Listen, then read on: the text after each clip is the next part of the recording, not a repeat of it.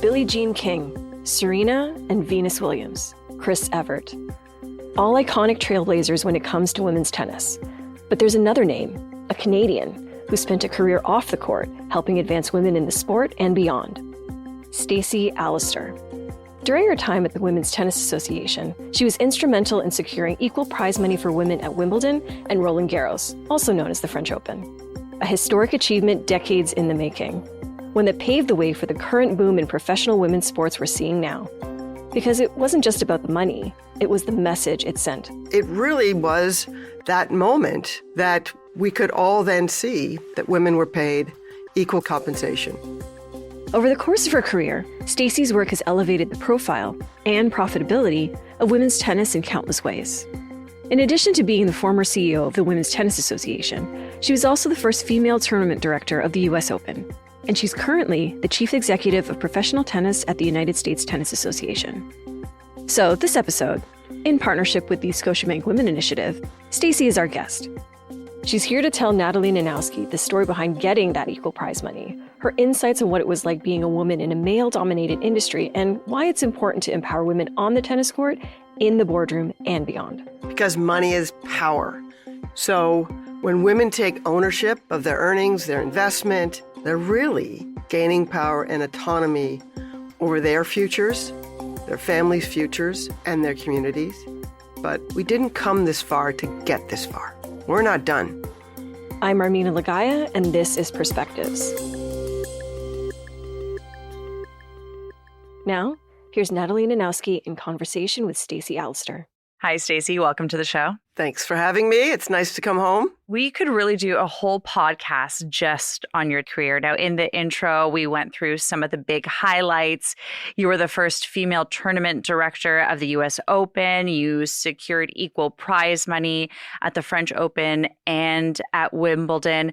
What was it like navigating some of those male-dominated spaces throughout your career? I think one piece of the puzzle, I'm probably the only person in pro tennis in a leadership position that never played pro tennis. So I started in the international scene in 1991.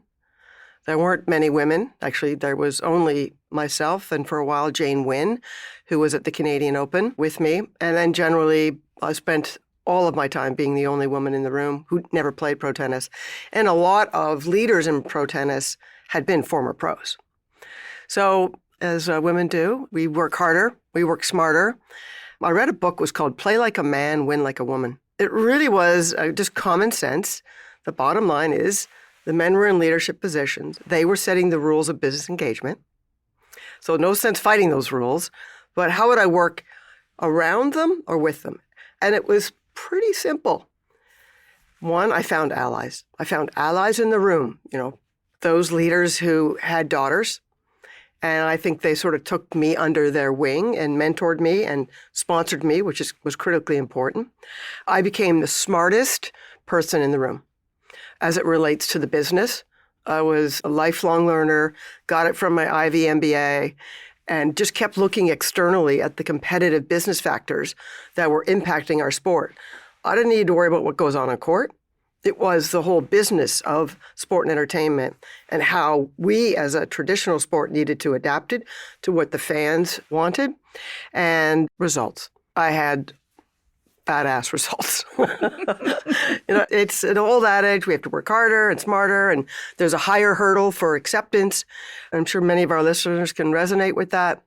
And I ran, at the time, it was the Rogers Cup here in Toronto. I was in charge of sales and marketing for Toronto and Montreal, now known as the National Bank Open presented by Rogers. And we had the largest women's event in the world. 150,000 fans came up to York University, and no other tournament in the world had those kinds of results. So I earned my respect in that male-dominated leadership group. And I think one of the biggest achievements that you've had, if we go back to your time as chair and CEO of the Women's Tennis Association Tour, was that you were instrumental in ensuring equal prize money for women. Tell me about why that was so important and why it was a good business decision too. Well, let's give some context. We started with equal prize money thanks to Billie Jean King. In 1972, Billie said to the tournament director of the U.S. Open, she had won and she didn't realize that she wouldn't get the same prize money check. And she said to the media, if we don't have equal prize money in 1973, we're not coming back. I talked to Billie about that moment. She goes, it wasn't planned. I didn't know what I was doing, but it just felt like that was the moment. And as Billie always says, you have to stand up and speak up. So she brought along a sponsor, and we had equal prize money at the U.S. Open in 1973. Women couldn't even get a credit card on their own in 1973. So that's shocking, right? We can't imagine that. You can't imagine that, Natalie. But that's reality. So it was a very, very monumental moment that was transformative for women's tennis. It then took 33 years until we got equal prize money at Wimbledon and Roland-Garros. 33. And why was it important? As Billie would say, it was never about the money. It was about the message. And it was the message that any little girl who was dreaming of having a profession in women's professional tennis, that she would receive equal compensation. And it really was that moment that we could all then see that women were paid equal compensation. In 2006, when I joined the WTA, it was the first project landed on my desk from Larry Scott. We were really on the 1 yard line. We were at 93% of compensation at Wimbledon and Roland-Garros. But strategic plan, data-driven, mobilizing government relations, corporate relations. We had signed the largest sponsorship in the sport of tennis with Sony Ericsson in 2006. And ultimately, we had this massive public relations campaign. And Wimbledon just realized it wasn't good for their brand. And the FFT followed. And we look at what that meant then. We then ultimately were able to get more WTA tournaments to equal prize money. When I left the WTA, we were at 11 events being equal prize money. And it is just really, really empowering to know that the women work as hard, they train as hard. Sometimes their matches are longer. Sometimes their matches have higher ratings, and they too deserve equal prize money. So do you think that that was really a turning point for the growth of women's tennis? I think there are many milestones to the growth. The first one really was in 1970, 9 women had the courage to stand up and say it wasn't right that the men were making $12,000 and they were making $2,000. These 9 women, we call them the original 9, they really paved and established the pathway for women's pro tennis.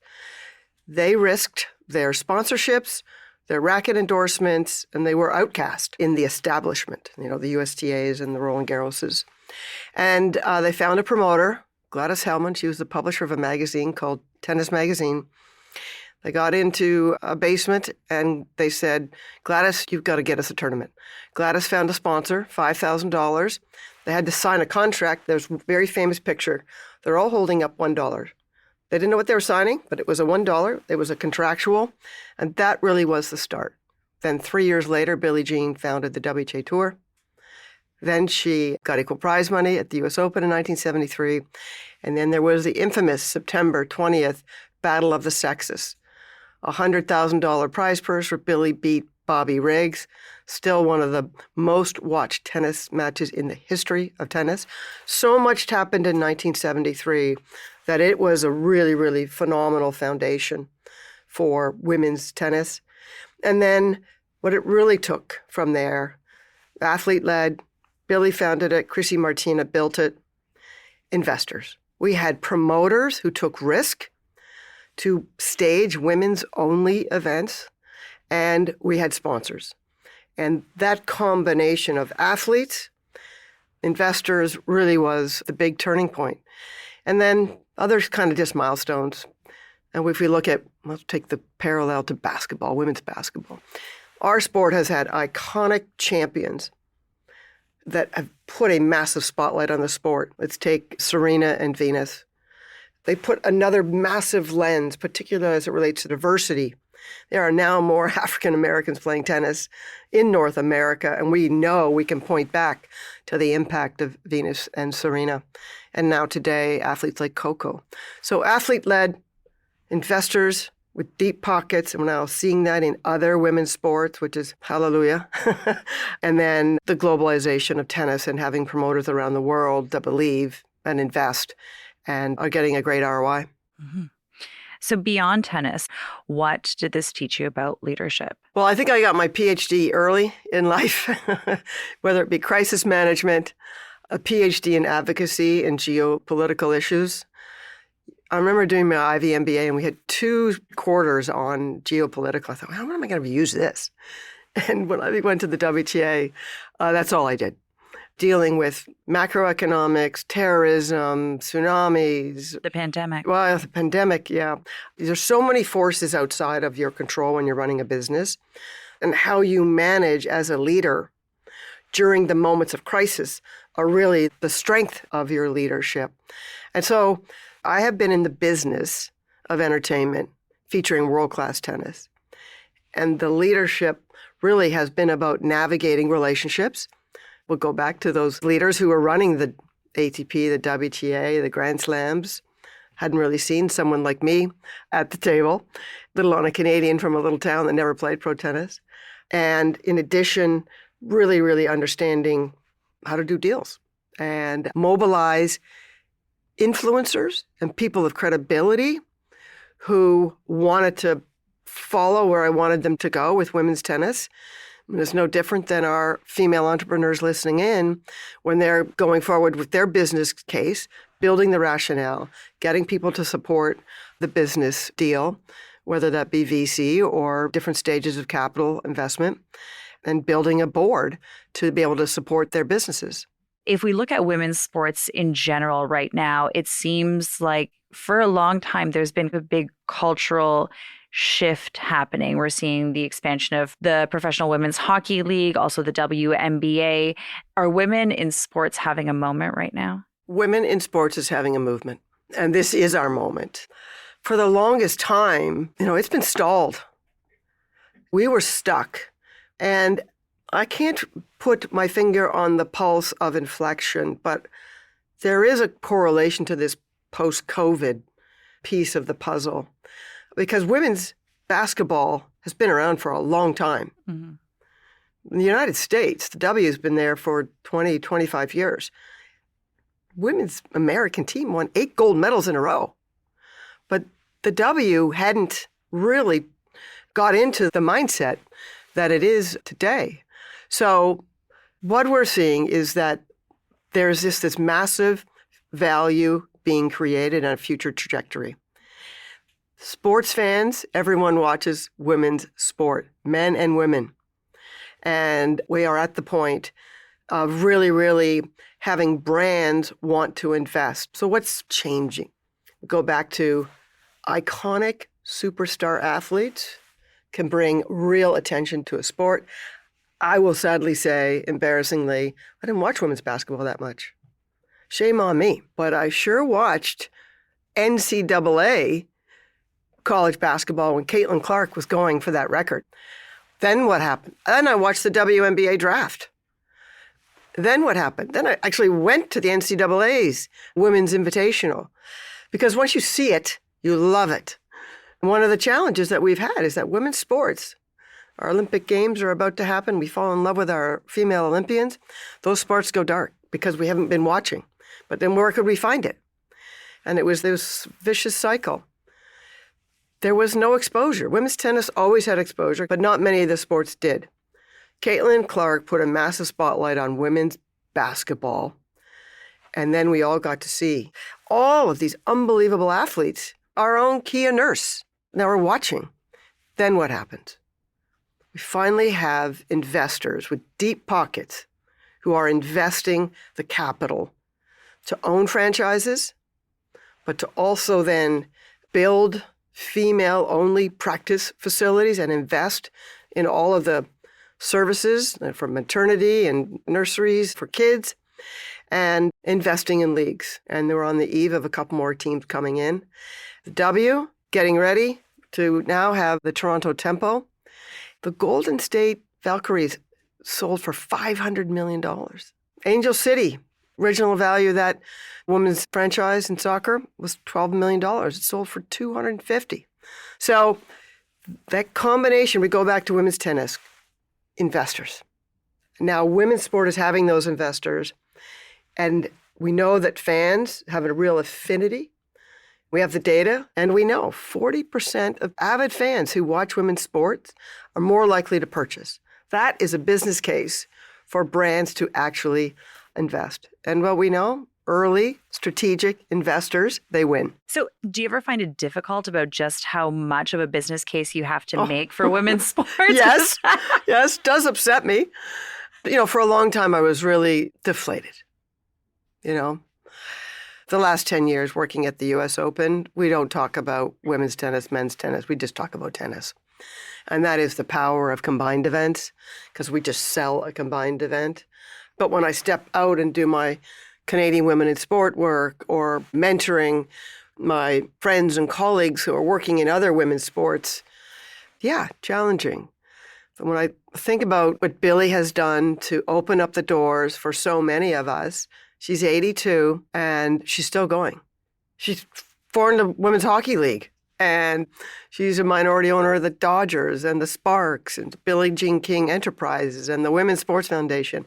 And for Billie, she said, we just have so much work to do. And so I'm trying to really balance myself.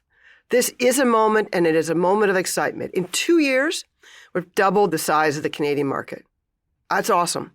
We have 2 new professional leagues with the Hockey League and the Northern Super League. And we're on the eve of a WNBA franchise in this city. But so then I come back to what it's all about for me. I was a little kid with no tennis talent. I was given a racket, 6 weeks of lessons, and a membership at the Welland Tennis Club. Changed my life. The power of sport, the power for sport for girls and for women. It is not only a great business case, it is transformative from a societal and a cultural perspective. And it is all about, money is power, and women deserve everything that men have. So one of those moments where I'm going, we've got still so far to go. And here's my phrase, we didn't come this far to get this far. We're not done. And we're not done in sport, which is a massive multi-billion-dollar industry, or any other industry for those that are listening. Well, the other industry is business, and that's where women face another uphill battle. And as you know, Scotiabank has the Scotiabank Women Initiative, which empowers women to grow their businesses, to advance their careers, and invest in their future. From your experience as a trailblazer in business, constantly growing and taking on bigger roles in the world of tennis, how important is it to empower women on a business level, to teach them about leadership and money? Empowering women is good business. It's economically smart, it's socially transformative, and it's generationally impactful. Because of 5 reasons. 1, because money is power, and women deserve a voice in how it's used. Historically, we've been excluded from financial and corporate decision-making, not because we've lacked ability, we've lacked the access. So when women take ownership of their earnings, their investment, they're really gaining power and autonomy over their futures, their families' futures, and their communities. And empowerment isn't just about earning more. It's really about being able to direct where value flows. And we know that when women control capital, they can fund education, they can fund community causes, and generational wealth. Number 2, it builds confidence. I'm an introvert. I've worked so hard at leaning in and speaking up when it's very uncomfortable for me. But what it is, my business experience, it's all about building that confidence muscle that I belong. And we know that financial literacy is about freedom. Number 3, leadership needs a woman's perspective. We know all the data on why and how, when women are in leadership roles in business, in an industry, it provides that diversity of thought and we know earnings grow. So that's another reason that giving women the confidence and the empowerment to believe is so critically important in the business ecosystem. Number 4, because visibility creates possibility. Seeing women in leadership roles, it really is giving them the confidence and that psychological and cultural breakthrough it that we don't belong. But the reality of it is, if you see it, you can be it and you can believe it. And number 5, because empowerment multiplies. When we think about financial multipliers, more women in leadership positions, more women being successful in finance, as entrepreneurs, on boards, in CEO positions, that will just shine that light that I talked about, how Serena and Venus and Billie and Caitlin and Coco have in that industry, whether it be mining, banking, education, tech, you name the industry, having female leaders in those influential positions will inspire multiple generations to drive this economy. And that's good for business. It's good for society. It's good for Canada. That's awesome. We talked about so many different stages of your career. One of the ones that I don't think we touched on too much is your 20 or so year career at Tennis Canada. Tell me a little bit about what impact that had on you and your leadership style. Yeah, I'm very proud to be an international made in Canada sport and entertainment leader. I wear my red and white proudly as I've represented our country around the world. Look, those are the early days of my career. When you talk about the persistence and resilience gene required in business, I definitely became a world-class champion at those 2 muscles. My husband sometimes says stubbornness, but it was the strength. Tennis Canada turned me down 3 times. Oh, wow. 3 times. I applied for 3 jobs, and I got turned down all 3 times. It was the president of Tennis Canada, Bob Moffat, girl dad, 2 daughters. I think he saw his daughters in me. And he said, I'll give you a contract for 3 months. Special projects coordinator. Do whatever. Get yourself in the door. And I did whatever anybody asked me to do. After those 3 months, they did offer me a full-time job.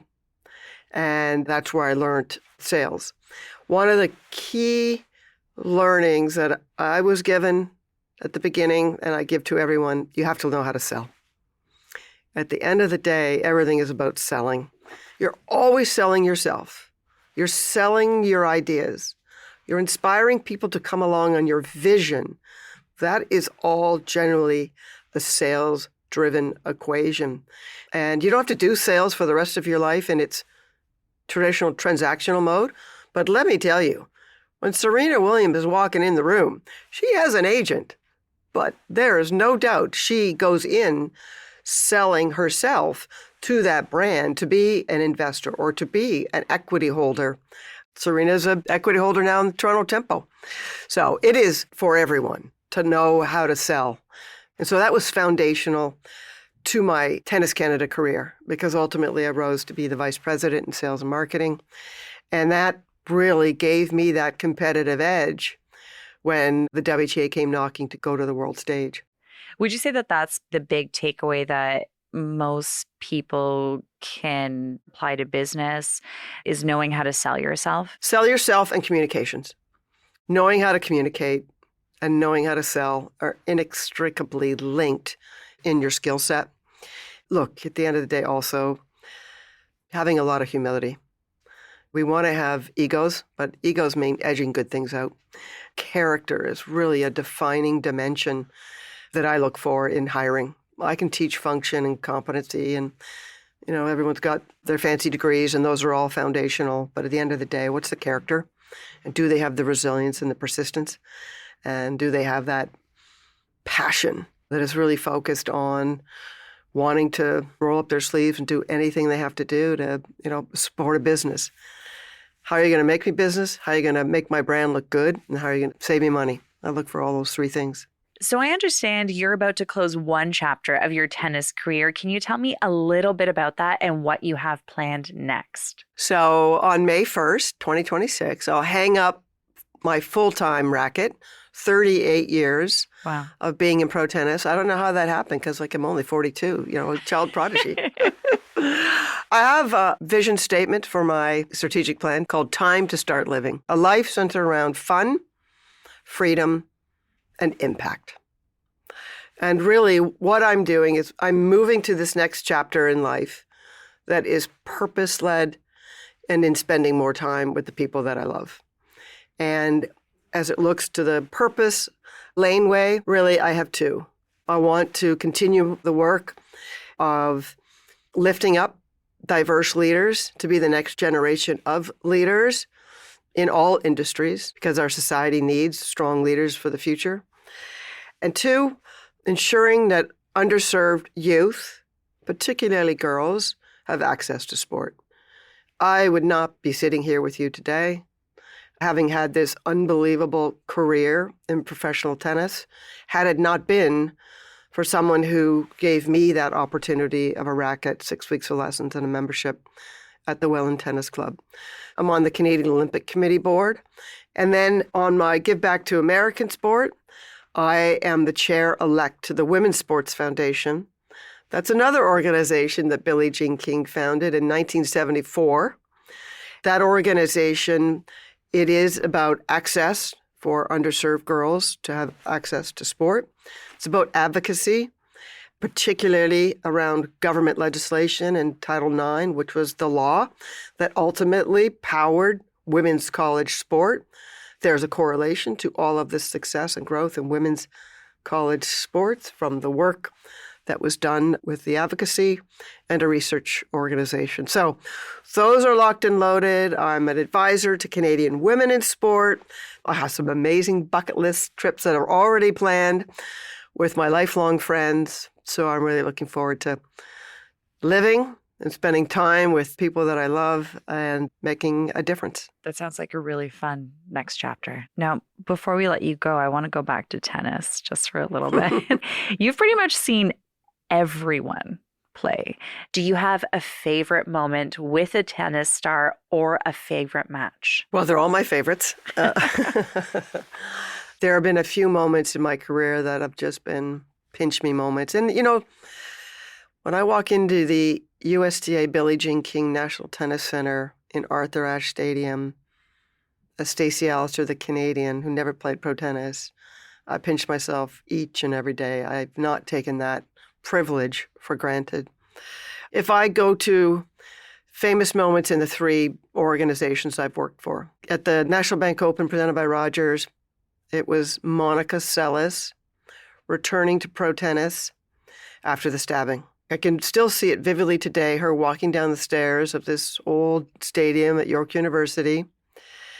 And not only did she walk down those stairs, she won the tournament and rebooted her entire career. Monica Seles is just an unbelievable human being. And, having now the privilege to know her and to have been there as a member of the team that welcomed her back to tennis, it was really, really special. The WTA, I think it was 2007. That's when we got equal prize money. Who was the champion? Venus Williams. It was very, very fitting that Venus Williams was our modern-day Billie Jean King who helped us get it over the line. And for Venus to win the first Wimbledon championship with equal prize money, and I was there. That was pretty cool. And now we go to the U.S. Open. Boy, there's been a lot of good ones. Serena Williams' evolution in 2022. But if you're asking me for one, it was 2023.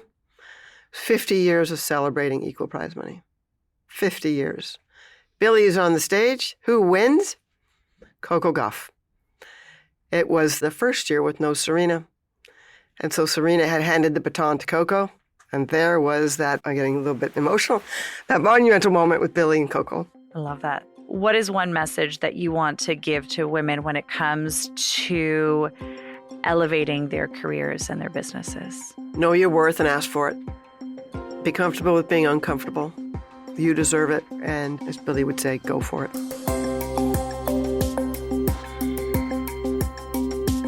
Stacey, thank you for joining us. Thank you.